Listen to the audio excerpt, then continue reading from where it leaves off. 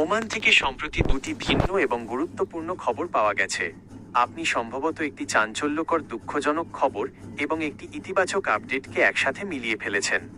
নিচে দুটির বিস্তারিত দেওয়া হলো। ১. মর্মান্তিক সংবাদ, প্রবাসীর বাড়িতে ৫ সদস্যকে হত্যা।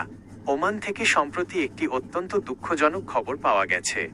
মাসকাটের কাছে একটি বাড়িতে একই পরিবারের ৫ সদস্যকে, স্ত্রী, ৩ সন্তান এবং স্ত্রীর ভাই, নির্মমভাবে হত্যা করা হয়েছে।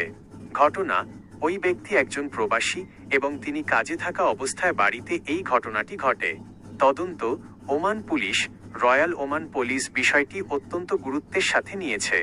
তারা ইতিমধ্যে তদন্ত শুরু করেছে এবং কিছু সন্দেহভাজনকে শনাক্ত করেছে বলে জানা গেছে। অবস্থা: এই ঘটনায় প্রবাসী কমিউনিটিতে শোকের ছায়া নেমে এসেছে। ওমান সরকার অপরাধীদের কঠোর শাস্তির আশ্বাস দিয়েছে। ২. ওমান সরকারের দেওয়া সুখবর, মে ২০২৬ আপডেট। বিপরীতে ওমান সরকার বাংলাদেশি কর্মীদের জন্য বেশ কিছু ইতিবাচক ঘোষণা দিয়েছে, যা নিয়ে প্রবাসীদের মধ্যে স্বস্তি ফিরেছে।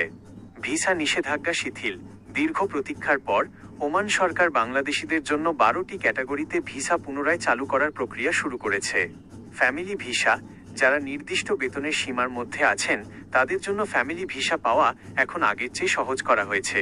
নাগরিকত্ব প্রদান: অতি সম্প্রতি এক রাজকীয় ফরমান, রয়্যাল ডিক্রি নো ৪৬/২০২৬ অনুসারে ওমান সরকার ২২৬ জন প্রবাসীকে ওমানের নাগরিকত্ব প্রদান করেছে, যা সে দেশে দীর্ঘকাল ধরে থাকা দক্ষ প্রবাসীদের জন্য একটি বড় স্বীকৃতি।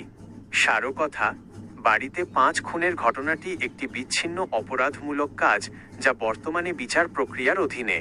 অন্যদিকে ভিসা চালু হওয়া এবং নাগরিকত্ব প্রদানের বিষয়টি ওমান সরকারের পক্ষ থেকে বাংলাদেশিদের জন্য একটি বড় ইতিবাচক পরিবর্তন।